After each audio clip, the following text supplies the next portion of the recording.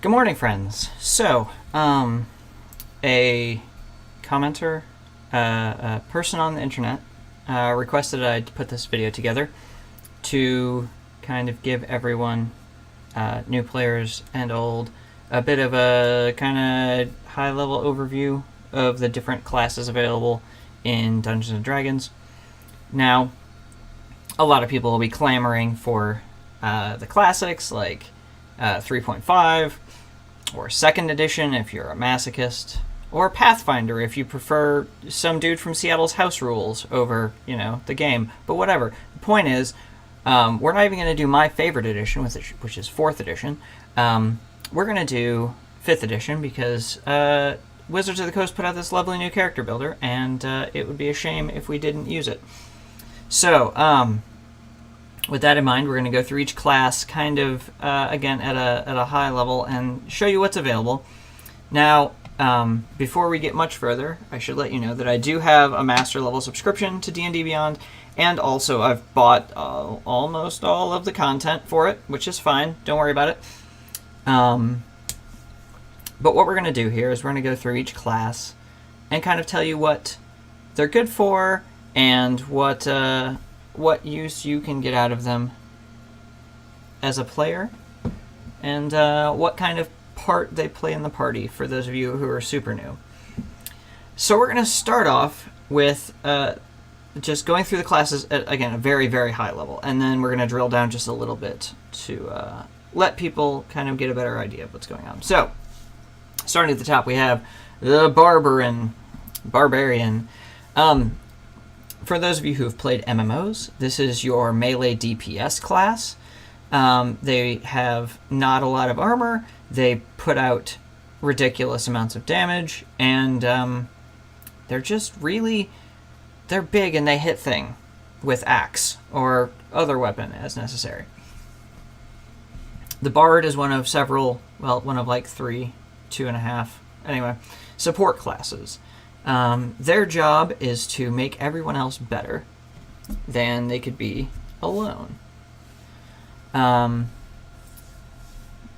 Bard gets full spellcasting, so the full 9 levels of spellcasting. They get medium hit points, and they can do a lot of cool stuff. The Cleric is probably the most versatile class overall, I think. They can do a good approximation of any other class and generally end up with better armor to boot. The Trickery Cleric can be a good approximation for a rogue. The Arcana Cleric can be a good approximation of a wizard. The War Domain is actually at low levels better than fighters. Nature Domain can pretend to be a good a good druid. So the options are all there. Knowledge Domain is your off-brand bard, obviously. But yeah, they can do anything relatively well, actually. So yeah, clerics, they're kind of everywhere. Druids are your hippie class. They're also the only shape-shifty class. In previous editions of D&D, there was kind of this weird divergence of druids. There was the animal companion build druids, and then there was the shape-shifty druids. In this, they've kind of dialed that back and then, again, incorporated something from, MMOs, in that the 2 druid archetypes now are the Shapeshifter Druid and the Spellcaster Druid. Now, the Shapeshifter Druid does get spells, and the Spellcasting Druid can shapeshift, but they're not good, or they're both good at everything, but they're not best at the one that they're not. So, they're a support class, kind of, and also, if you go Circle of the Moon, kind of a tanky class. If you go Circle of Land, kind of a control-y class. They can do a lot of stuff and be very good at it. They're very self-sufficient, we'll say that. Fighter, it does what it says on the tin. It fights good. They wear the biggest armor. They carry the biggest weapons. They have the highest individual survivability, I believe, of any of the classes. They are also the most basic and one of the most complicated classes. So at its most basic, you have the Champion Fighter, which is I am person what hits man with sword, and then get better at that forever.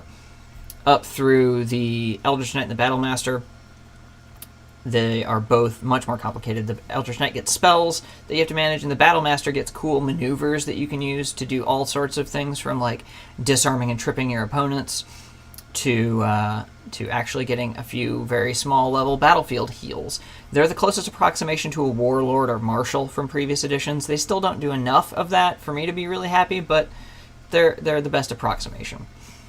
The monk is, as per usual, your oddball class. It's kind of trying to do everything at once and not really succeeding. It's fine. They do a lot of good stuff. They have really good armor class. They've got good saves. And then since there's so many different options, you really just focus on what you want to do as a monk. Do you want to be a sneaky shadow assassin? Go Way of Shadow. Do you want to be a really shitty spellcaster? Go Way of the Four Elements. Do you want to be literally Dragon Ball Z? Go Way of the Sun Soul. You want to be Bruce Lee? Way of the Open Hand. I honestly don't know what Way of the Long Death does, so we won't get into that. Paladin. I've been instructed to note that paladins suck and are awful. This is not the case in 5e, but kind of a holdover from previous editions where paladins had to be lawful good douchebags that didn't know how to take a joke and killed the rogue if it tried to steal anything ever. Now, paladins generally are lawful as kind of a broad strokes, but don't have to be. They're bound by an oath, which, again, tends towards that lawful bent. But you don't have to worry about being a goody two-shoes anymore. You can be a neutral paladin of the ancients. Your job is just to protect the natural world from shit that shouldn't be screwing with the natural world, like aberrations and Cthulhus and stuff. The Ranger, once again, is another one of those classes where they weren't really sure what to do with it.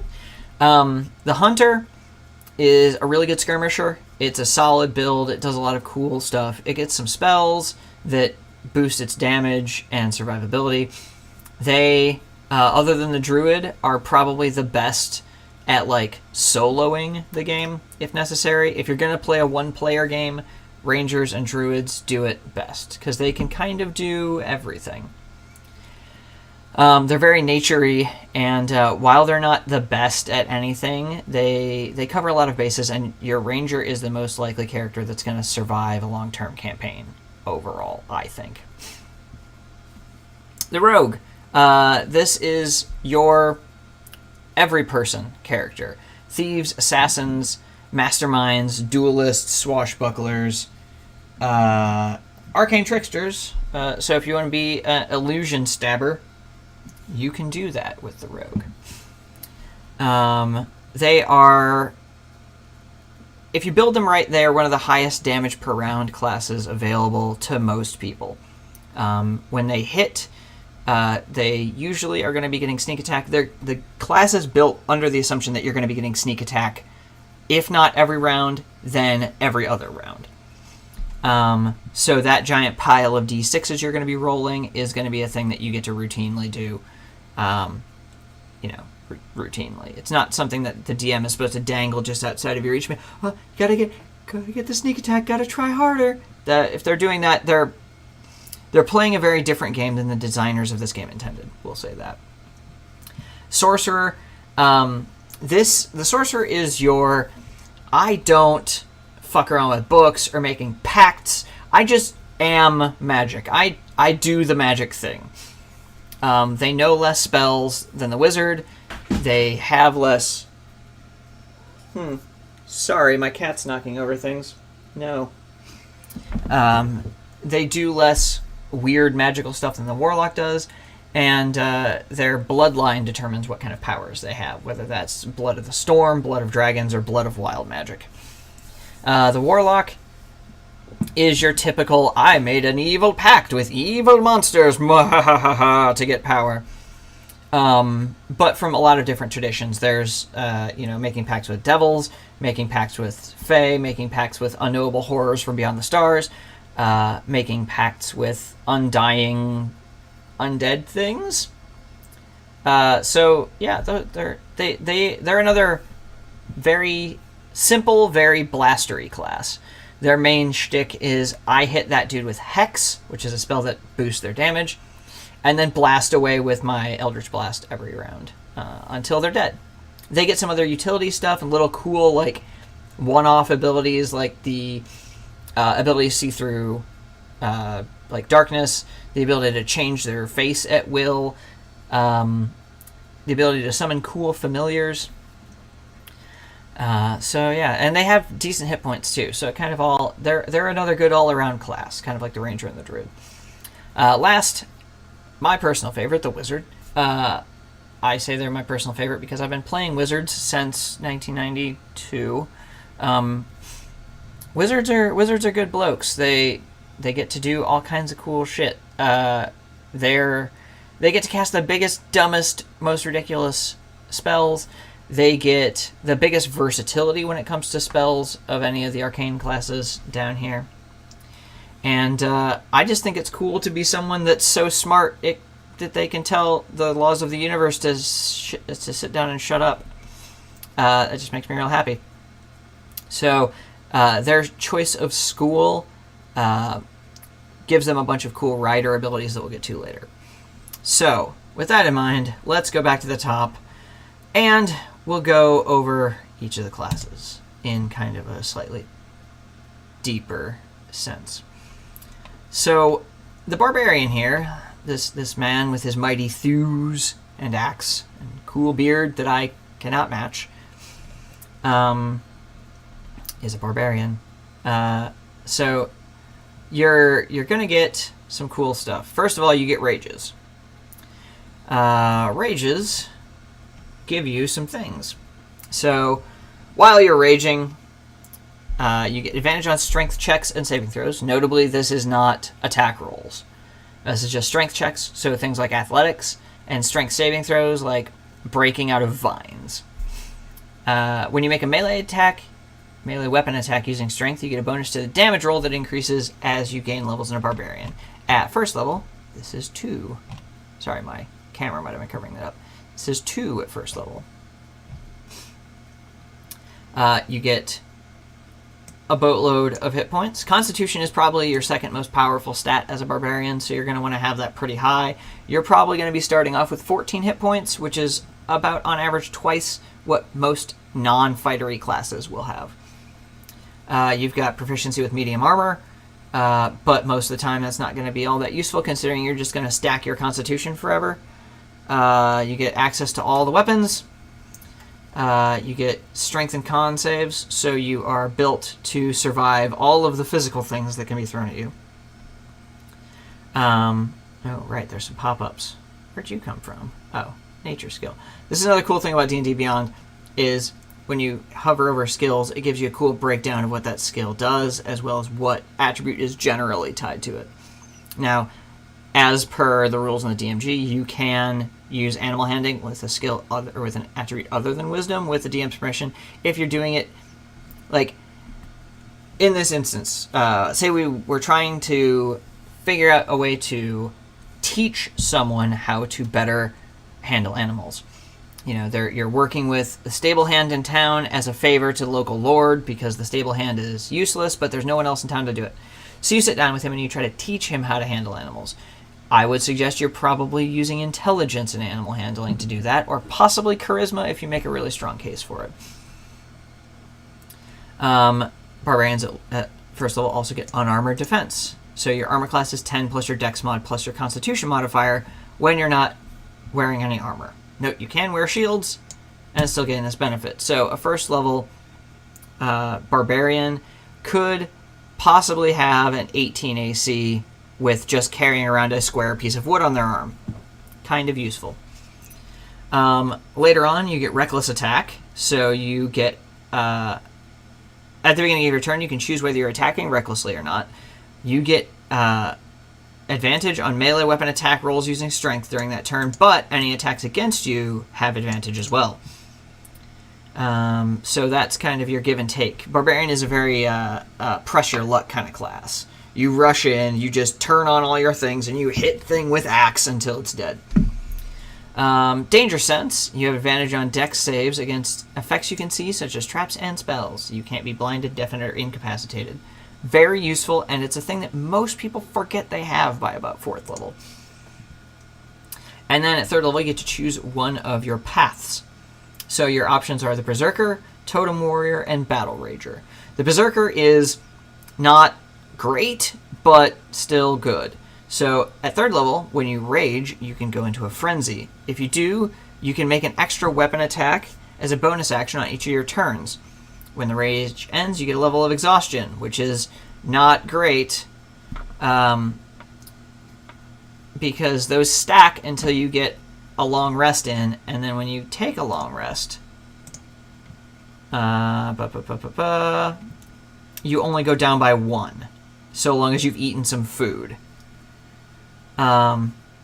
So, you know, if you frenzy twice a day, for the rest of the day your speed is halved, and you have disadvantage on ability checks, and then the next day you still have disadvantage on ability checks. So not ideal.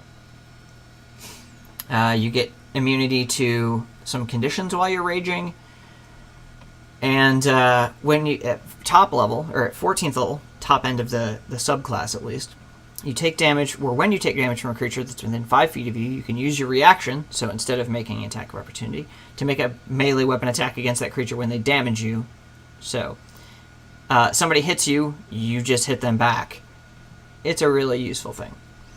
Path of the Totem Warrior is, I think, overall the best, just because of the way that I've seen Barbarians played. So, you get the ability to cast Beast Sense and Speak with Animals as rituals. So you spend 10 minutes, and you get Beast Senses. So for an hour, you can see through the beast's eyes and hear what it hears, and continue to do so until you use your action to return to your normal senses. So your eyes and your ears warg into them, to use a Game of Thrones term. Your consciousness, sort of, goes into the other thing. You can still talk to your allies from your body, but all of your senses in your natural body shut off instead. And Speak with Animals, you can talk to animals. You also get one of these 3 totem spirits, so you get to choose from bear, eagle, or wolf. Bear, while raging, you have resistance to all damage except psychic. This is amazing. Basically, you just take half damage from anything that isn't psychic damage, which is not a lot of stuff, if we're being honest. Eagle, while you're raging and aren't wearing armor, other creatures have disadvantage on opportunity attack rolls against you, and you can use the dash action as a bonus action on your turn. You can move real fast and hopefully not take a lot of hits from it. And Wolf, while you're raging, your friends have advantage on melee attack rolls against any creature within 5 feet of you. This makes you amazing just in general. You make everyone around you hit harder and hit better. Your capstone ability for this is Bear, while you're raging, any creature within 5 feet of you that's hostile has disadvantage on attack rolls against targets other than you, so you're a super tank. Eagle, you have a flying speed equal to your current walking speed while you are raging, but you have to use that fly speed in bursts, so at the end of your turn you'll fall, which is bad. And Wolf, while you're raging, you can use a bonus action to knock a large or smaller creature prone when you hit it with a melee weapon attack. Nice. The most recent one is the Path of the Battle Rager. This is a dwarf-only thing. You gain the ability to use spiked armor as a weapon. When you use reckless attack while raging, you get temporary hit points equal to your constitution modifier. Solid, I guess. Take a bonus action while raging to dash. And then when you hit capstone, when a creature within 5 feet of you hits with a melee attack, they take 3 piercing damage if you aren't raging, aren't incapacitated, and are wearing spiked armor. Very, very narrow effect. Overall, I generally recommend the Totem Warrior. The best bit of the Barbarian is, once again, a couple of their weirder later abilities. Brutal Critical and Primal Champion. Brutal Critical. You can roll 1 additional weapon damage die when determining the extra damage for a critical hit with a melee attack. Nice. This really works well with axes. And Primal Champion. At 20th level, you embody the power of the wilds. Your strength and constitution scores increase by 4. your maximum for these scores is now 24. Most likely by 20th level, you will have 20 in both your strength and con if you're going for a very, very concentrated build. Then they immediately snap up to 24. Now, prior to getting this ability, your scores are capped at 20. So you suddenly become a lot stronger than everyone else because you are a Barbarin, and that makes you best. So, with that in mind, let's go to the Bard. Now, that took a little longer than I'm hoping, so we're going to try to blitz through these a little bit faster because I want to try to get through these in like the next 20 minutes to a half an hour at the most to make sure that I'm not running over my time and that I can actually get this posted today so that I'm not just dicking around with this. So, Bards, they use music to do spell stuff, and they're also really good at basically everything. As we discussed, they're supposed to be the ultimate generalists, but I think the cleric has kind of usurped that. So what these guys are is the ultimate, like, party buff person. So they get Bardic Inspiration at first level. So use a bonus action and choose a creature other than yourself within 60 feet who can hear you. That does get to be important later. Once within the next 10 minutes, the creature can roll the die, which is a d6 at first level, and add that to one ability check, attack roll, or saving throw it makes. You can do this after they roll, or they can do this after they roll the d20 roll, but before the DM says whether they succeed or fail. Generally speaking, as a person who's DM for a long time, when someone has Bardic Inspiration, I will pause after they tell me their option before letting them know to give them a good 5 seconds or so to think about whether or not they're going to use it. And then once the Bardic Inspiration die is rolled, it is lost, and a creature can only have one Bardic Inspiration die at a time, no matter how many bards there are in the party. You can use this a number of times per day equal to your Charisma modifier. And then it goes up to a D12, a D8 at 5th level, a D10 at 10th level, a D12 at 15th level. Jack of all trades. At 2nd level, you add half your proficiency bonus rounded down to any ability check you make that doesn't already include your proficiency bonus. This does include initiative checks, because that is technically just a dexterity check. So, secret tech. Song of Rest. When you take a short rest, if you or any friendly creatures who can hear your performance regain hit points at the end of short rest by spending one or more hit dice, each of those creatures gets an additional 1d6 hit points. This is really great. It basically, anybody who has a D8 or less, which is like 3/4 of the classes, spends a healing surge. They effectively get most of an extra one for free. Nice. Nice. Their other important ability is Expertise. At 3rd level, choose 2 of your skill proficiencies. Your proficiency bonus is doubled for any ability check you make with either of the chosen proficiencies. I usually suggest Persuasion, and then Perception. Perception is just an amazing skill anyway in this edition. You also get Magical Secrets, which lets you pick spells from other schools and other spellcasters lists. I suggest picking from the Paladin or Ranger list because it's basically a way to cheat to get spells early that are all really good. Also, eventually, Font of Inspiration lets you regain all your uses of Bardic Inspiration whenever you finish a short or long rest. So it makes you just keep pumping those out. And it's only a bonus action to hand them out, so realistically every fight after 5th level, every round you should be using your bonus action to hand out a Bardic Inspiration. Just hand them out like candy. The 2 available colleges are Lore, which is I get more skills, I distract people, and I get more magical secrets.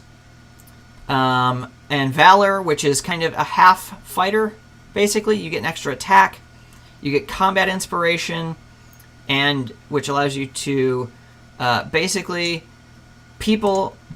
When you give inspiration to someone, you can have them spend that, or they can spend that to add to their weapon damage rolls, or add it to their AC against incoming attacks. So that's handy. when you and battle magic is their capstone ability. When you use your action to cast a bard spell, you can make a weapon attack as a bonus action. Very useful. Bards are one of my favorite classes. I say that, but realistically, almost every class in this edition has something that I really enjoy about it. We didn't cover hit points. So bards have medium hit points. They've got a D8, so you're going to be starting off with 9 or so hit points in average. You get Dex and Charisma saves, which Dex is always good. Dex is great. Charisma, there's like 3 things that require Charisma saves, but they're all super important. So, you know, and you have super versatility because you can choose any 3 skills. So, back to this cleric. So cleric is your, well, it's your cleric. It's your healer. It's your ranged DPS. It's a buffer. It slices it, dices it, makes julienne fries. So the cleric gets a D8 hit die like the bard. It gets medium armor and shields, wisdom and charisma saves. Wisdom, super useful. Charisma, again, not useful except for when it's super useful. They get full spellcasting, just like the bard. They get a domain feature, which is kind of their,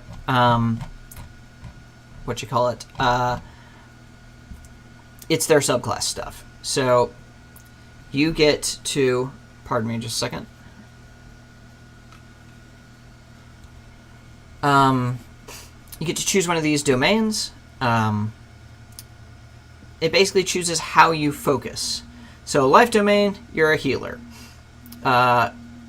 Traditional earth gods that would be of the life domain would be Demeter and Apollo and Horakti and Hestia. The knowledge domain is your I know the things Thoth from Earth in Egyptian mythology, and Hephaestus. By the way, all these domains give you bonus proficiencies or cool secondary abilities and extra spells that you always have prepared. The extra spells you always have prepared are a good way to determine what this class does. So, life domain for resistance, cure light wounds, bless, restoration, spiritual weapon, beacon of hope, revivify. Revivify, ultra useful. It's the lowest level raise dead spell, and it's a combat res. So it takes an action instead of several minutes, and also it only brings them back with 1 hit point, but it's instantaneous for a creature that's died within the last minute. You just walk up and you're like, "You're not done yet, nerd," and then they're back up through raise dead, which takes an hour, but it allows you to raise a dead person who has been dead no longer than 10 days. Again, super useful. They get a bunch of stuff to make them heal better, and Divine Strike. When you hit with a weapon attack, you can cause the attack to deal an extra 1d8 radiant damage to the target. Basically, this is what they get in lieu of extra attack. They could just deal more damage on their regular attacks. And then Supreme Healing at 17th level. When you would roll 1 or more dice to restore hit points, you instead use the highest number possible for each die. So instead of rolling 2d6, you just restore 12. Knowledge Domain, again, Thoth or Hephaestus in the real world. Command, Identify, Speak with Dead, Confusion, Scrying, Legend Lore. You learn a bunch of stuff. You get the ability to read thoughts. You get Potent Spellcasting to add your Wisdom modifier to the damage you deal with any cleric cantrip. And you eventually get Visions of the Past that let you basically figure out super amounts of stuff about items you're holding. The Light Domain, so Tholus, Apollo, Ra. These are generally your Light Domain gods. This is the Damage Cleric, I guess. They're rather the Spell Damage Cleric. They get Scorching Ray, which is great. Burning Hands, which is good. Fireball, which is... it's dumb, but it's a big dumb spell that makes a big boom. Flame Strike, again, same thing. Just giant boom. Let's see here. You get Radiance of Dawn. You hit a bunch of mans, and they... as an action, you present your holy symbol, and any magical darkness is within 30 feet is dispelled. Additionally, each hostile creature within 30 feet makes a con save If they fail, they take 2d10 plus your cleric rebel in radiant damage, and half that much on a successful one. So you just hold up your holy symbol, and you're like, blah! And they take a bunch of damage. You can only do that once per encounter. You get 1 per short rest. But that's still really useful. It's 2nd level. It's a giant AoE. You get potent spellcasting, and then at 17th level, your capstone ability, Corona of Light. So it's an aura of sunlight, specifically sunlight. So vampires are impacted by this. You emit a bright light in 60 foot radius and dim light 30 feet beyond that. Your enemies in the bright light have disadvantage on saving throws against any spell that deals fire or radiant damage. Conspicuously, all of your spells deal fire or radiant damage. This also impacts your friends' fire and radiant damage. Nature domain, Pan and Eldath and what's his name? The Green Man, Old Holly. This is your wannabe druid, except for they get heavy armor. They can charm animals. They can use their reaction to grant resistance to a source of natural damage, so acid, cold, fire, thunder, and lightning. And they get Divine Strike, so extra damage. So at 17th level, you gain the ability to command animals and plant creatures. While creatures are charmed by your Charm Animals and Plants feature, you can take a bonus action on your turn to verbally command what each of those creatures will do on its next turn. Each. So you hit all of the animals around you, and you just tell them all to murder that guy. Tempest Domain, Zeus and Thor, and all that good stuff. Oh, also, Knowledge Domain would encompass deities like Odin and Loki sometimes, but not all times. Anyway, Tempest Domain. This is your really good damage cleric. So, like the Light Cleric, it gets a bunch of, like, damagey spells, like Destructive Wave. Super cool. And Insect Plague, for some reason. They get Wrath of the Storm, so when stuff comes near you, you can just be like, no.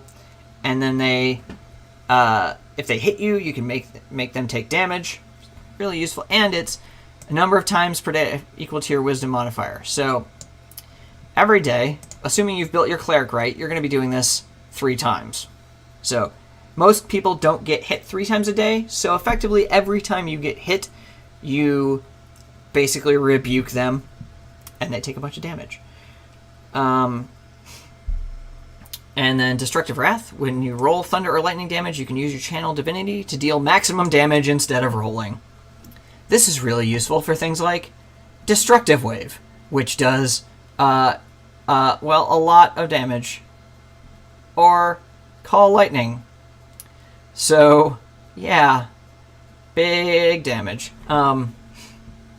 Divine Strike as per usual, so it just adds some damage. And Stormborn, you have a flying speed equal to your current walking speed whenever you're not underground or indoors. So, do you want to be Thor? Congratulations, you're just literally actually Thor. Trickery Domain, so my boy Loki, and the Traveler, one of my favorite deities from Eberron. This is your I wanted to be a rogue, but I also want to wear armor class.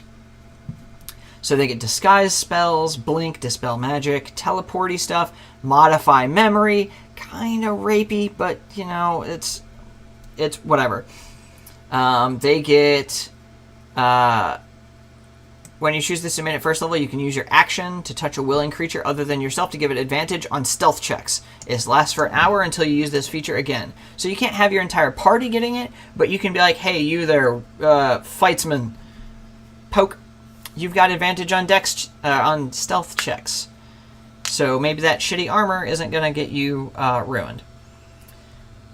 Invoke Duplicity, so you can make an illusion of yourself that basically acts as a bait for you. It's real good. And when both you and your illusion are within 5 feet of a creature that can see the illusion, you have advantage on attack rolls against that creature. Basically, you flank with yourself, but better. Divine Strike. And then improved duplicity. You can create up to 4 duplicates of yourself instead of 1 when you use invoke duplicity. As a bonus action, you can move any number of them up to 30 feet to a maximum range of 120 feet. Seems fine. The war domain. The war domain is your I hit mans with hammer thing. So you get martial weapons and heavy armor. Basically, you're a fighter. When you use the attack action, you can make one weapon attack as a bonus action. So you get 2 attacks from level 1 3 times a day, basically. Guided strike. So when you make an attack roll, you can use your channel divinity to get a plus 10 bonus on the attack roll. As per everything else, you make this choice after you see the roll, but not before the DM says whether the attack hits or misses. At 6th level, when a creature within 30 feet of you makes an attack roll, you can use your reaction to grant that creature a plus 10 bonus to the roll using your channel divinity. So it's basically guided strike for other people. Divine strike, once again, you just stack damage. And Avatar of Battle. At 17th level, you gain resistance to bludgeoning, piercing, and slashing damage from non-magical weapons. Basically, normal folks can't really hurt you very well because you're just, you know, what's that guy's? Kratos, the god of war. Arcana domain, because if you want to be a wizard but wear heavier armor, this is for you. You gain proficiency in Arcana, 2 cantrips of your choice from the wizard spell list, but you get to use wisdom for them. So I recommend, let's see, what's that one that does a d10 in damage? Like fire ray, flame bolt, firebolt, there we go. And then something like prestidigitation, because prestidigitation is the best. You get to rebuke celestials, elementals, fays, or fiends. In addition to your normal turn undead. When you restore hit points to an ally with a spell of 1st level or higher, you can also end one spell of your choice on that creature. So somebody curses them, you're like, gain 5 hit points. Also, you're no longer cursed. Yeah. Potent spellcasting, again, really good with all these wizard cantrips you're going to be picking up. And at 17th level, choose 4 spells from the wizard spell list. At 6th, 7th, 8th, and 9th level, you add them to your domain spells. So these are always prepared and count as cleric spells. Nice. So, the death domain. Anubis, hell, that kind of thing. You get a bunch of necromancy bullshit. This is your, oh, I'm so edgy, cleric. It's not that great. The coolest thing about it is when you hit with a touch of death. When you hit a creature with a melee attack, you can use Channel Divinity to deal extra necrotic damage to target. It is 5 plus twice your cleric level. So, I mean, that's like 9 extra damage at 1st level, or 45 at 20th level. And then Divine Strike, and also Improved Reaper. When you cast a necromancy spell 1st through 5th level that targets only 1 creature, it can instead target 2 creatures within 5 feet of each other. So that's useful. So yeah, overall, cleric is a solid class that can basically do anything. It's nice. Druid. So the druid gets not really super complicated, but it gets to do a bunch of cool stuff. So once again, spell casting. Same hit points as a cleric. You get light, medium armor, and shields. But druids will not wear armor or armor made of metal or shields made of metal. They get some dumb sort of weapon proficiencies plus scimitar and quarterstaff, which are really the only good ones. They get some skills. They know a secret language of druids, and you can speak the language and use it to leave hidden messages. Others spot the message's presence with a successful perception check, but can't decipher it without magic.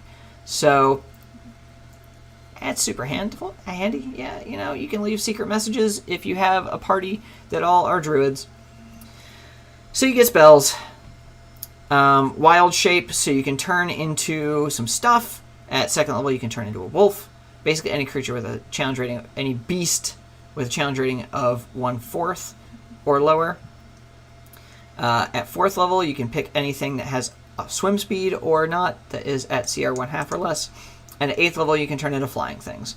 This is for all druids. Now, you can, if you go with the Circle of the Moon, you can go into bigger stuff. If you go into Circle of the Land,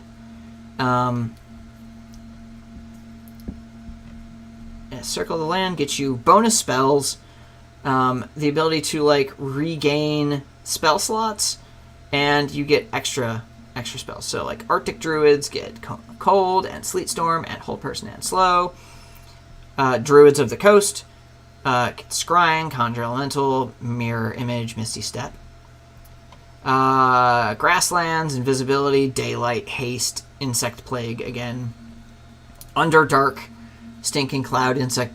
Everybody gets Insect Plague. Spider Climb, that kind of thing. And you eventually get the ability to basically tell animals not to attack you. Circle of the Moon, you get better wild shapes. So at 2nd level, you can choose your wild shape to transform into a beast with a challenge rating as high as 1 instead of 1/4. And at 6th level, it is your druid level divided by 3 rounded down. So at 18th level and higher, you can turn into anything with CR 6, which is where it caps out. But you do get, like, a lot of dinosaurs at that, so that's pretty good. You also get Elemental Wild Shape and 1,000 Forms, so you can use Alter Self at will. You can turn into an air, earth, fire, or water elemental. So that's handy. So overall, druids get cures. They get a lot of cool little, like, interesting abilities, like Timeless Body, Beast Spells, Wild Shapes. The druid is good. It's not... The druid is weird. We'll go with that. The moon druid has this kind of weird power progression where it, like, spikes for a couple levels and then falls flat again, and then spikes a little bit and falls flat again, and it coincides with when it gets new CRs or new elemental forms. So if you're okay with that, with having really spiky, not consistent power levels compared to the rest of the group, the druid's really great. That being said, I have had several players who didn't really like that. They wanted a more consistent power level, so, you know, whatever you want to do with that. So, covered the druid. Fighter! Fighter is a class I know a lot about, because it's the best beginner class, but it's also one of the best advanced classes. So, they can do any fighty thing. They get more fighting style access than anybody. They have access to all the fighting styles, unlike the Ranger and the Paladin, who only have access to a couple of them. They get 10 hit points at 1st level, plus their con, so they're going to be at like 11 or 12 HP, which is good, considering most of their classes cap out at like 8 or 9. They're proficient with all armor, shields, all weapons, strength and con saves, a decent selection of skills. So, fighting style. You get one of these fighting styles now, and then one also at a later level. So, the best ones for me overall is defense for realistically anybody. It's basically just free +1 AC. Great. Dueling. Actually, scratch that. All of these are good to one extent or another. So, archery, good. It makes you super accurate. Very tech. Defense, great, because 1 AC in this edition is really important. Dueling. This is your sword and board thing. If you still want to do like a DPS fighter that's a sword and shield, axe and shield, whichever. This is great because no other weapons does not count your shield. So you just get a flat 2 damage with your weapon. Good. Great weapon fighting. Whenever you roll a 1 or 2 on a damage die for an attack you make with a melee weapon that you're wielding in 2 hands, you can re-roll the die, and then you have to take it even if it's a 1 or a 2. It has to have the two-handed or versatile property, so you can't two-handed dagger, basically. This works best with weapons with multiple damage dice, so like the Great Sword works much better on this, I think, than the Great Axe. But I'm sure someone who's got a better command of math will tell me otherwise. For me, it just seems like it helps more because it helps to average out your die rolls better. The Great Sword versus Great Axe debate is one that will rage on until the end of time. Generally speaking, as a player, I prefer the Great Sword because it means my average damage it's a bell curve versus just like a flat line. Yes, I'm not going to hit the extremes as much, but I'm going to hit that middle bit a lot more frequently. And for me, that works out better. Especially with great weapon fighting, that turns your bell curve into more like a higher bell curve, basically. Protection, basically, if you're within 5 feet of someone, you can use your reaction to impose disadvantage on an attack roll. Basically, you just slam your shield in front of someone else's attack. It can't help you, but it can help any of your friends. 2-weapon fighting. Normally, you don't add your dex or strength mod to your offhand weapon. With the 2-weapon fighting style, you do. So, super useful. They get second wind. So you can use a bonus action to regain hit points equal to 1d10 plus your fighter level. This comes in ultra handy, especially when you don't have a dedicated healer in your party. You can use this every encounter, so long as you slam a short rest in there. You get Action Surge, ultra useful again. Basically, you get on your turn, once per rest, you get another action, which can be an attack, it can be a dash. It's great. And this stacks with later on when you have extra attacks. So at 20th level, when you have 4 attacks per round, you use Action Surge, you have 8 attacks per round. And then at 3rd level, you get into the martial archetypes. So your options there are Champion. This is basically, I don't want to think, I just want to do numbers. So you get Improved Critical. Unlike everyone else in the game, you critical on a 19 or a 20 instead of just a 20. Remarkable Athlete. It's fine, I guess. It's not great. It does basically give you half proficiency in stealth and acrobatics, which is useful. And when you make a running long jump, the distance you can cover increases by a number of feet equal to your strength mod. I've literally never had anyone use that. 10th level, you get an additional fighting style. 15th level, you get a critical on 18 to 20, so you're critting 300% more than everyone else. And at 18th level, you get passive regeneration if you're at half or fewer hit points. As long as you're above 0, that is. So, this guy is just, he's so good. He's so good. Battlemaster gets maneuvers. Their whole shtick is they get superiority dice, d8s. They're expended when they're used, and you regain all your superiority dice when you finish a short or long rest. You start off with 4 superiority dice, and then you get them back on a short or long rest. So you get Know Your Enemy, which is great because it lets you figure out all these different things over time. Basically, if you just sit there and you stare at an enemy for a minute, you can figure out what its current hit points are, what its armor class is, total class levels, if any, fighter class levels, if any. Your superiority dice turn into d10s at 10th level, at d12s at 18th level. When you roll initiative at 15th level and have no superiority dice remaining, you get one back for free. So if you're chaining encounters together, you can do that. Commander Strike, when you take the attack action on your turn, you can forgo one of your attacks and use a bonus action to direct one of your companions to strike. This is really good for, like, rogues and barbarians. Commander Strike, basically, you're like, I know I'm probably not going to hit this guy. Or, I'm not going to do a lot of damage because the thing is immune to my weapons. Or, the barbarian and the rogue do more damage. You can tell them they use their reaction to make a melee weapon attack, adding their superiority die to the damage roll. So that's just a giant pile of paladins also. Giant pile of damage. Disarming attack. You can expend a superiority die to attempt to disarm the target. That's useful. Distracting attack.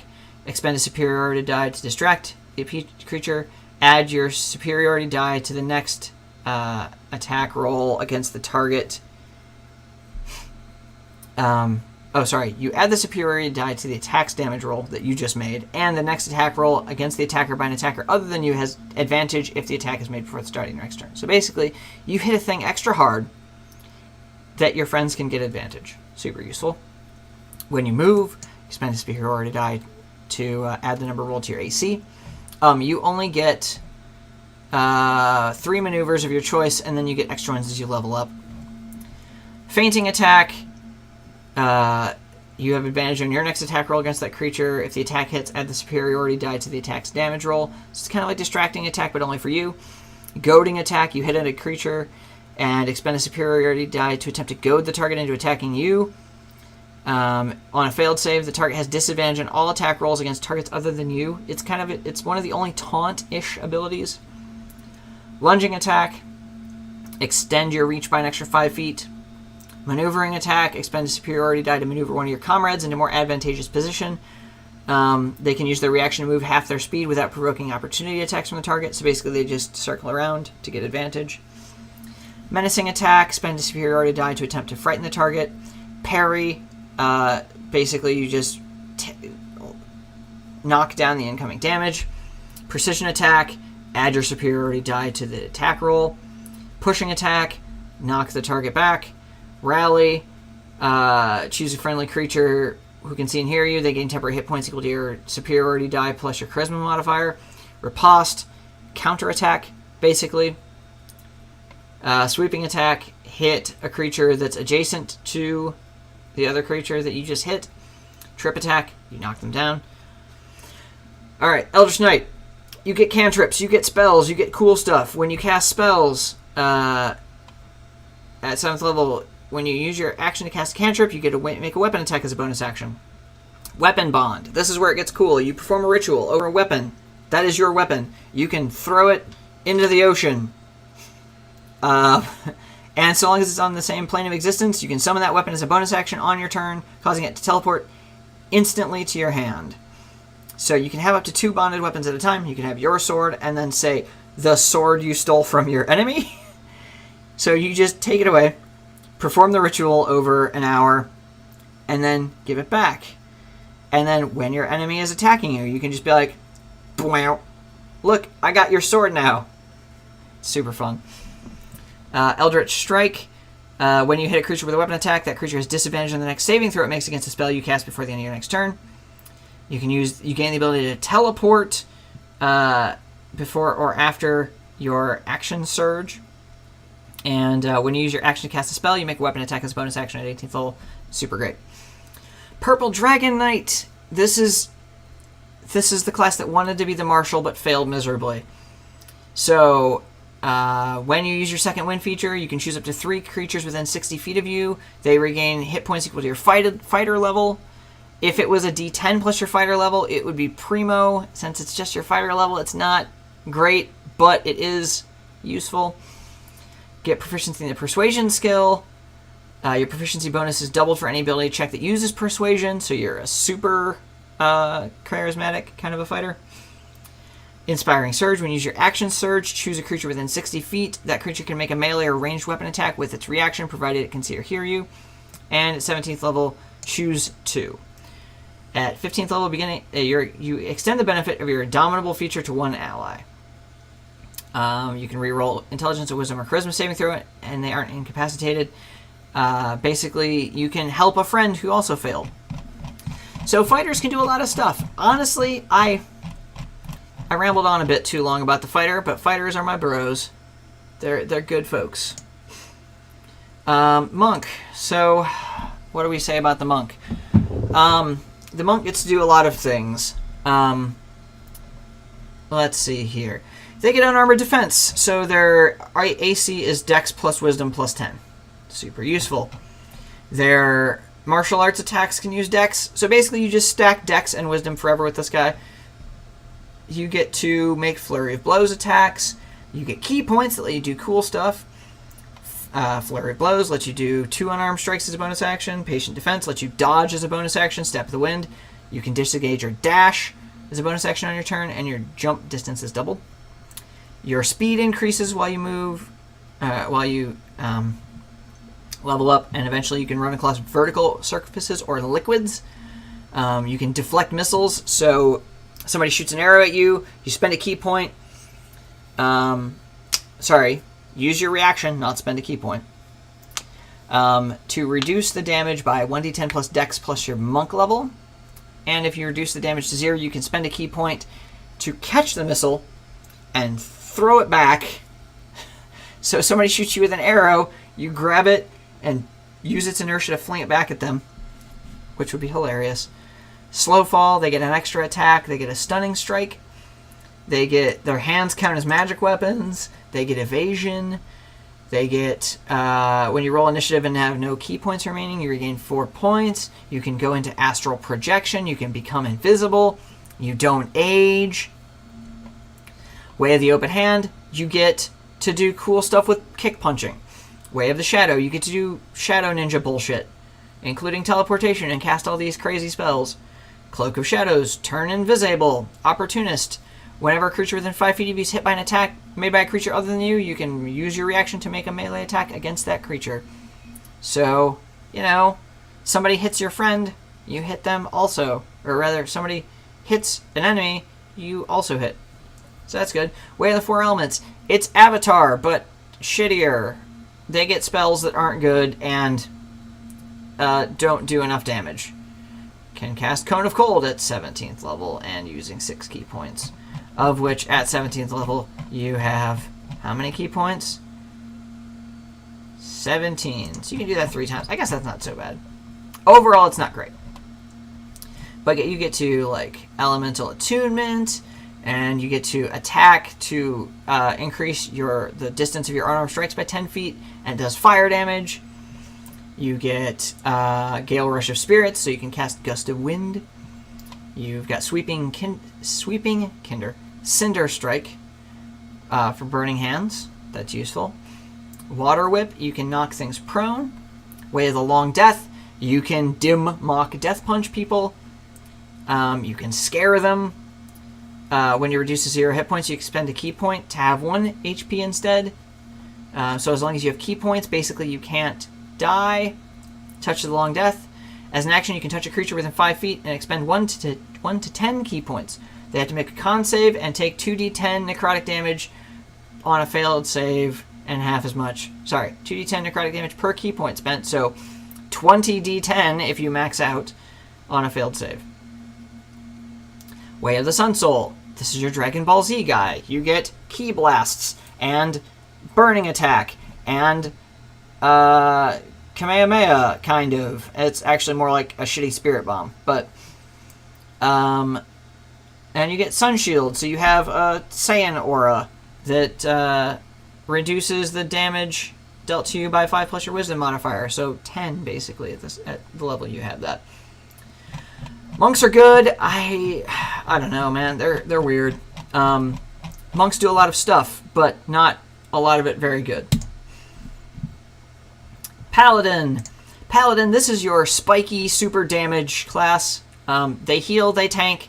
They can do the biggest, stupidest burst damage possible. I've seen Paladins roll fistfuls of dice that make me think I'm playing Earth Dawn. So, again, as we touched on before, Paladins don't have to worship a god. They just have a sacred oath. They get the same hit points as a fighter. They get the same weapon proficiency as a fighter. They get wisdom and charisma saves like a cleric. They get divine sense instead of detect evil, so you can... the presence of strong evil registers on your senses like noxious odor, and powerful good things ring like heavenly music in your ears. So, as an action, you open your awareness. Until the end of your next turn, you know the location of any celestial, fiend, or undead within 60 feet that is not behind total cover. You know the type, and but not its identity. So you don't know that the vampire, or rather the undead, is specifically a vampire named Strahd von Zarovich. You can also detect the presence of any place or object that has been consecrated or desecrated, as with the Hallow spell. You can use this a number of times per day equal to 1 plus your charisma modifier, so like 3, and you get them back on a long rest. Lay on Hands. You can heal a number of hit points equal to your paladin level times 5. You can spend 5 points from your pool to cure the target of a disease or neutralize a poison. So that's useful. And it has no feature on undead, or this feature has no effect on undead or constructs. You get a fighting style, but you only get to choose from these 4. Defense, dueling, great weapon fighting, or protection. So archery, 2-weapon fighting, those are right out. You get some spells. Paladins are third casters, something like that. Anyway, they only get 5th level spells. Not ideal, but still good. The Paladins prepare spells like wizards, sort of, but they know their entire spell list. They can spend those spells. Most of the time, they're just going to be spending their spells on this. They deal extra damage on an attack. So you hit a dude with your attack, And you spend a spell slot to deal 2d8 extra damage up to a max of 5d8 per plus for each higher level spell slot you cast. If the target is undead or a fiend, it goes up by an additional d8. So at first level, or at second level when you get spells, you could potentially do an additional 3d8 damage on your attacks. They get extra attack, which is useful. They get Aura of Protection, so any friendly creatures within 10 feet, if they're making a save, they get to add a bonus to the save equal to your Charisma modifier. At 18th level, it increases to 30 feet. At 10th level, you get Aura of Courage, so anyone within 10 feet of you can't be frightened while you're conscious, and then 30 feet at 18th level. At Divine Smite, Divine Smite at 11th level goes up, so you do a lot of extra damage. Whenever you hit a creature with a melee weapon attack, they just flat take an extra 1d8 damage. If you use your Divine Smite, you do that as extra damage on that. So that's twice. You would add that 1d8. You can use an action to end one spell on yourself or one willing creature, and you can use that a number of times equal to your Charisma modifier, and you get them back on a long rest. So someone is charmed, turned to stone, lit on fire, meteor, swarmed. You can make that go away. So you've got 5 Sacred Oaths.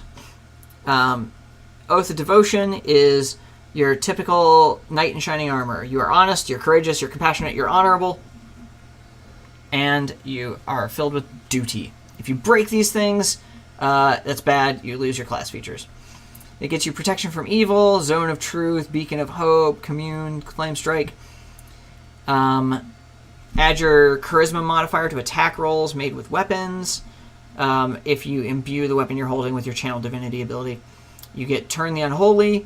You can censor fiends and undead. Aura of Devotion.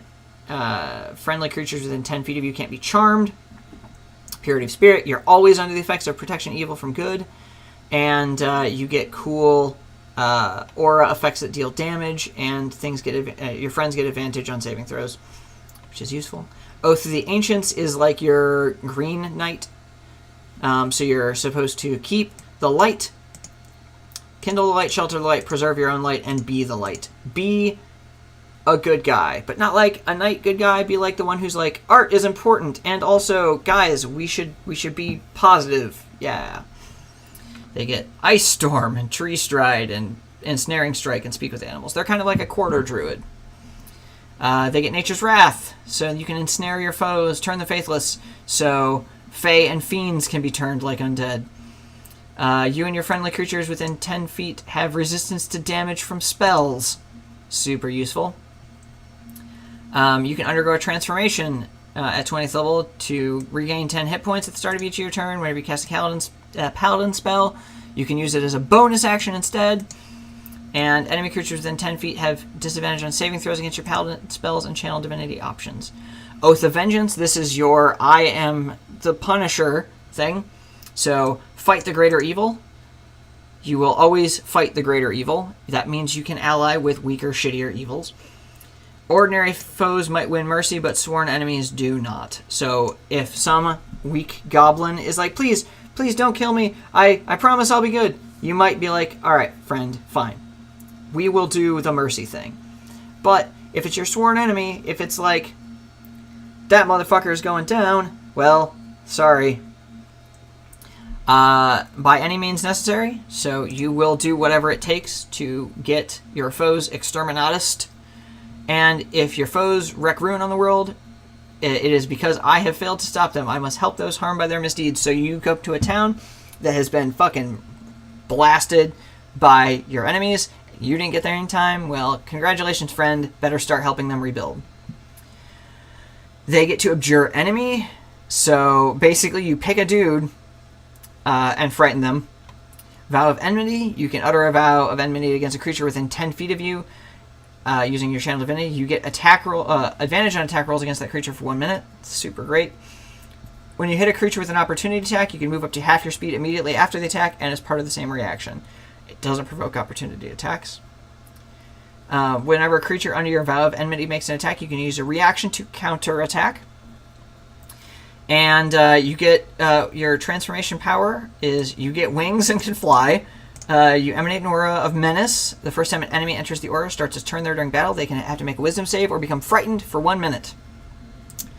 Oath of the Crown is your I am sworn to my lord.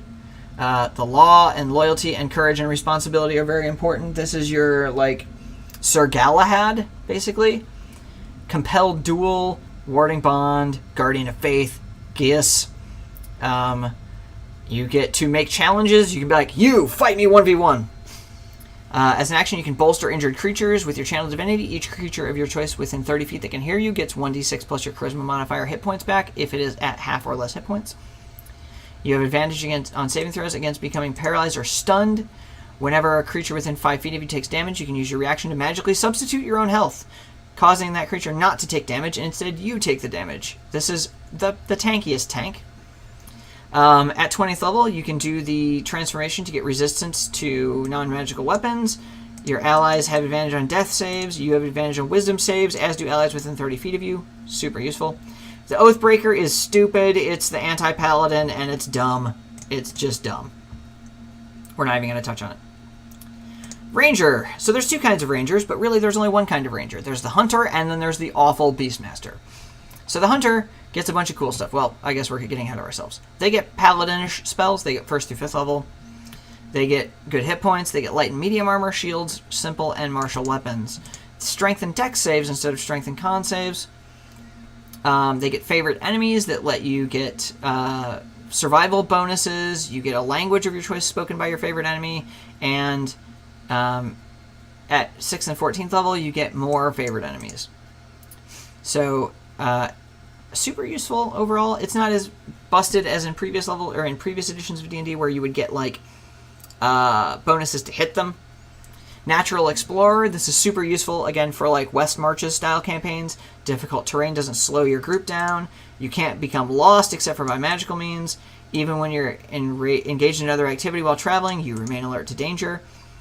When you're traveling alone, you can move stealthily at your normal pace. When you forage, you find twice as much food. While tracking other creatures, you learn their exact number, their sizes, and how long ago they passed. You are Aragorn. Congratulations. You get to pick from 4 different fighting styles: archery, defense, dueling, and 2-weapon fighting. I suggest archery or 2-weapon fighting. You get spells, one of which is the most important one, Hunter's Mark. Which basically you pick a dude and they're marked and they take extra damage from you. You get, again, 2 archetypes. You get Hunter and Beastmaster. Do not take Beastmaster, it's garbage. You have to use your own action economy to make your pet attack, and it's just, your pet is going to do less damage than you 99% of the time. And if you don't order it to attack, it takes the dodge action. Whereas with the Hunter, you can get Colossus Slayer. When you hit a creature with a weapon attack, it takes an extra d8 of damage if it's below its hit point maximum. Giant Killer. When a larger creature within 5 feet of you hits or misses with an attack, you can use your reaction to counterattack. And Horde Breaker. On each of your turns, you can make another attack with the same weapon against a different creature that is within 5 feet of the original target. Basically, you get 2 attacks from level 3, so long as you're attacking 2 different things. You get a bunch of other cool defensive stuff. You get multi-attack. Of your choice, you either get Volley. Do they get actual legitimate extra attack? They do. At 5th level, they get extra attack. Then they also get multi-attack, so you can either Volley, which is you can make a ranged attack against any number of creatures within 10 feet of you that you can see within your weapon's range. Within 10 feet of a point you can see within the weapon's range. So you pick a point and you hit up to and including like 64 enemies. If they're all crammed into the spaces. Generally, you're going to hit like 3. Or Whirlwind Attack, you can make a melee attack against any number of creatures within 5 feet of you with a separate attack roll for each. So basically, you just hit everybody around you. Beastmaster, literal actual garbage. Do not bother. I'm not even going to go over it. Rogue. So rogues can do a lot of stuff. Most of it's damage. Their kind of core feature is sneak attack, but we'll get to that in a second. They have medium hit points. They have light armor proficiency, light weapons, basically. They automatically have Thieves' Tools proficiency, but they're not the only ones who can make things with Thieves' Tools. They, like the Bard, get expertise. You can either apply it to 2 skill proficiencies or 1 skill proficiency and Thieves' Tools. I recommend that second option overall. And at 6th level, you can choose 2 more proficiencies with which to gain this benefit. Sneak attack, you can do extra damage if you have advantage on the attack roll, or if you have an ally within 5 feet of it. And this goes up as you go up in levels, starting with 1d6 at 1st level and capping at 10d6 at 19th level. So you're good. Cunning action, basically you can dash, disengage, or hide as a bonus action every turn. Again, super useful. And then you get to pick a roguish archetype at 3rd level. Roguish archetypes include Thief, which is your bandits and burglars and cut purses. Their big thing is that they can make a sleight of hand check to like pick pockets or take the use an object action or use your Thief's tools to disable a trap or open a lock as a bonus action on each turn. They can climb faster than normal. They have advantage on dexterity checks if they move no more than half their speed on their turn. They get use magic device, so they can ignore all class, race, and level requirements on magic items. And Thieves' reflexes, you can take 2 turns during the first round of any combat. You take your first turn at your normal initiative and your second turn at your initiative -10. Assassins, basically, if you strike from shadows, you do a shit ton of damage. Also, you can make fake identities and mimic speech patterns. Arcane Trickster, it's a spellcaster, mostly illusions, but sometimes not. They get some cool stuff. So this is my favorite bit. At 9th level, if you're hidden from a creature, when you cast a spell on it, the creature has disadvantage on any saving throw it makes against this spell. This is very good for, like, charm person spells and fireball. Mastermind is one of my favorite types of rogue because they can use the help action as a bonus action against anyone within 30 feet rather than 5 feet. So previously, if you use the help action, you have to pick somebody who's within 5 feet of you to give them advantage. Well, Master of Tactics says you can do it with anyone who is within 30 feet, which again, super useful. And again, bonus action help, so you can help 2 different people on your turn, give them advantage. You know, whatevs, it's fine. You get misdirection. Basically, you can make the attack hit someone else if someone else is within 5 feet. Swashbuckler is a duelist. You can add your charisma modifier to your initiative rolls, and you don't need advantage on your attack roll to use sneak attack if you're the only person adjacent to them. So, Panache is fine. Your Master Duelist, your Master of the Blade lets you turn failure into success. If you mess with an attack roll, you can roll it again with advantage. Once you do so, you can't make use of this feature again until you finish a rest. Overall, rogues are great. They're good skill monkeys. They do a lot of damage, and they are generally pretty chill about a lot of things. All right, so Sorcerer. They hit mans with spells until they fall down. They get small hit points. They get no armor proficiencies, Constitution and Charisma saves, and spells. Lots of spells. So many spells. They get sorcery points, which let you recover spells, do meta magic stuff, and do lots of cool things with their magic. They're very, very versatile with the few spells that they have. So you can do things like Heighten Spell. When you cast a spell that forces a creature to make a saving throw, you can spend 3 sorcery points to give one target of the spell disadvantage on its first saving throw. Quicken Spell. When you cast a spell that has a casting time of 1 action, you can spend 2 sorcery points to change the casting time to a bonus action. Super useful.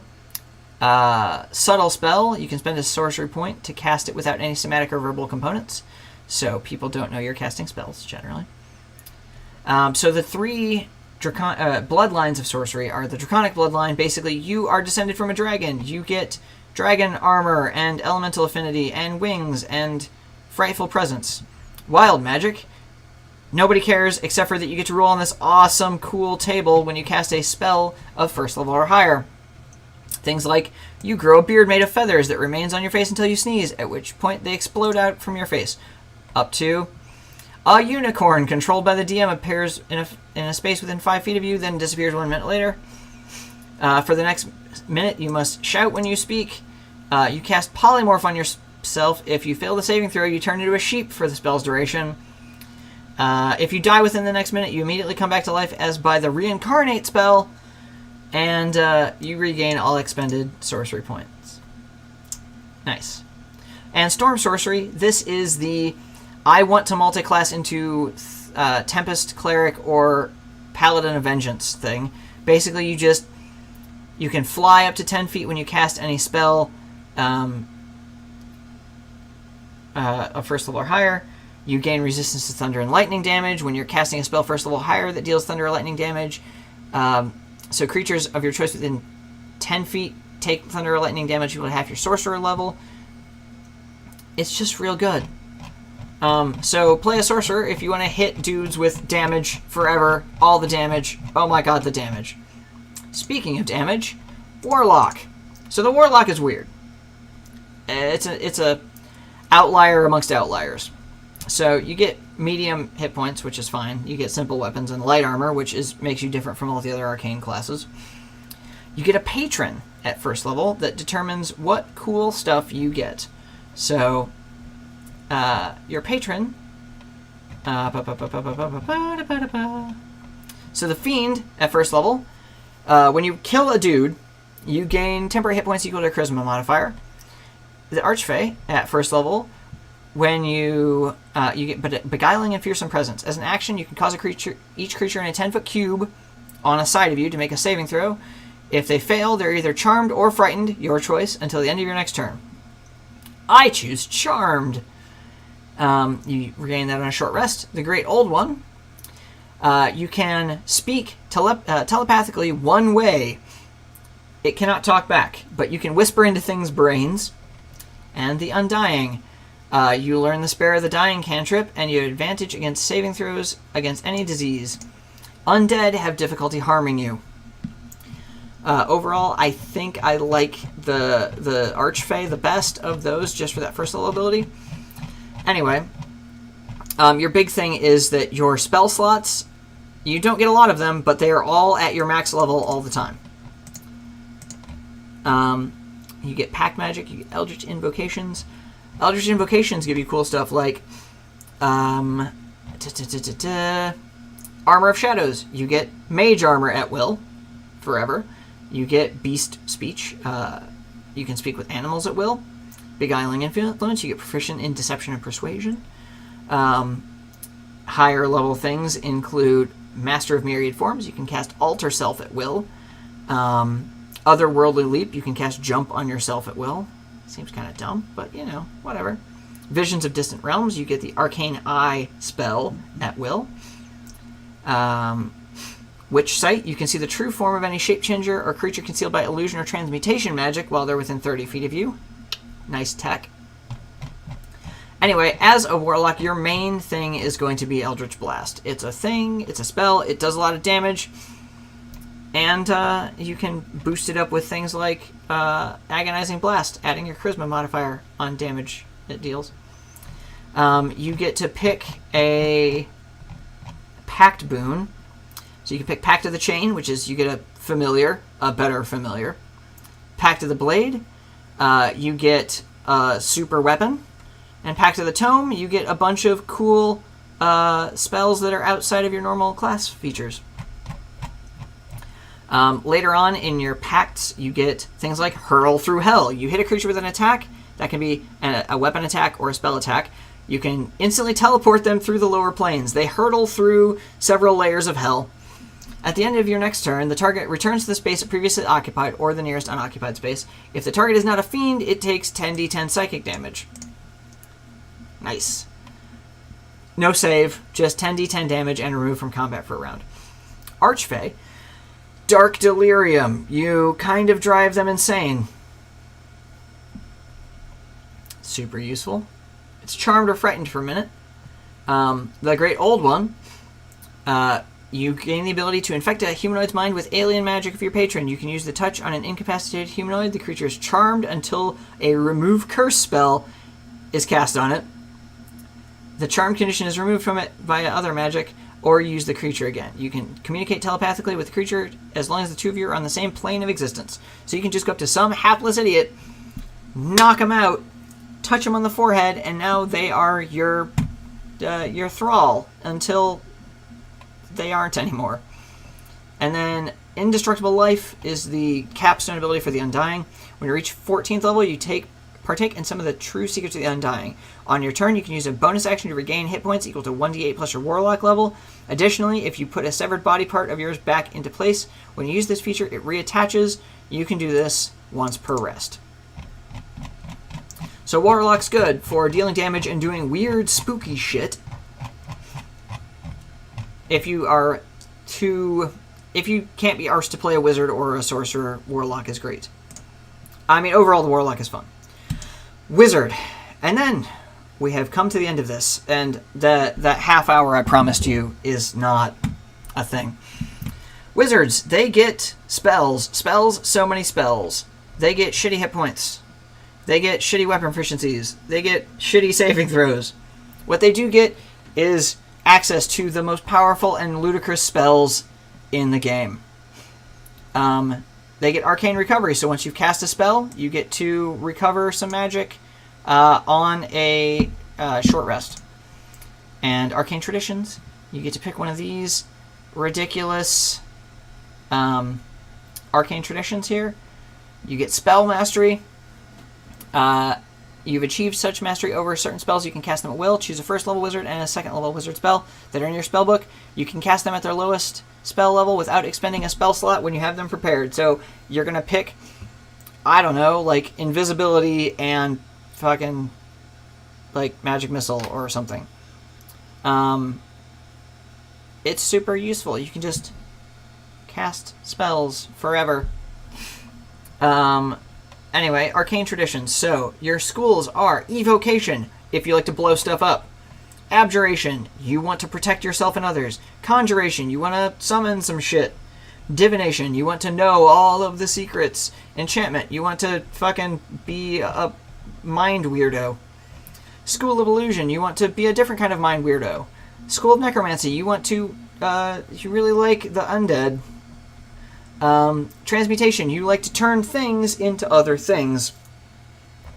And Blade Singing, which is, I'm an elf and we get to do stupid, different bullshit.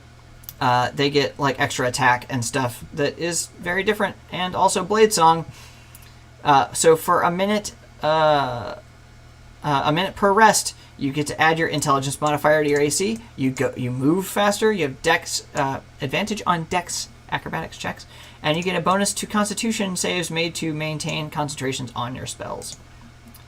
Sorry, twice per short rest. So basically, every combat you're always in Blade Song. All right, so that has been all of the D&D classes and the D&D Beyond sort of thing. One thing I did kind of want to show you guys is this cool feature that D&D Beyond has where it's got, like, linked stuff. So we saw earlier that if you mouse over any of these green things, it shows you the skills. And if you click on the orange things, it takes you to that specific little bit. But, like, mouse over, see what an attack is. See what the frightened condition does. This does also work just as well on mobile, though the mouse over thing doesn't work on mobile. You have to actually tap on it. Honestly, D&D Beyond is super useful if you're running 5e or if you're playing 5e and you want to be able to share your character more easily with your DM so that they can make changes with it. Or, like, you know, if you're not going to be able to have time to level up between sessions, leveling up in D&D Beyond is super useful. Let's make a character quick. It doesn't take that long. So we're going to do a quick build. So all we have to do for this is choose a race and a class. We're going to do fucking Hill Dwarf, and they're going to be a rogue, and their name is going to be Paladin for all sorts of confusion. So we click on View Character Sheet, and we have a totally finished Hill Dwarf rogue named Paladin, who has all of his gear that he needs, his soldier background, character details, physical characteristics, personal characteristics. You can go through and add those later. Limited use features. They don't have any because it's a rogue. But yeah, all your stuff is here. All your skills are here. When you use limited use stuff, like say on a wizard, you can just tap your spells down here and it will turn them off until you complete a short rest by clicking the button down here. You can modify your hit points on this, manage conditions, add temporary hit points. Yeah, overall, I think this is super useful. You don't have access to all of the content on the free accounts. You get access to, with the free account as a player, you can have up to 3 characters, and you have access to all of the D&D basic rules. So you have access to all the classes, but not all of the archetypes of all the classes. And you don't have access to all the races. So it's kind of a trade-off. There are like one-time purchases. So if you have a free account, but you're like, I want to have access to all the Player's Handbook races, you click on, you can click on the, there we go, rules.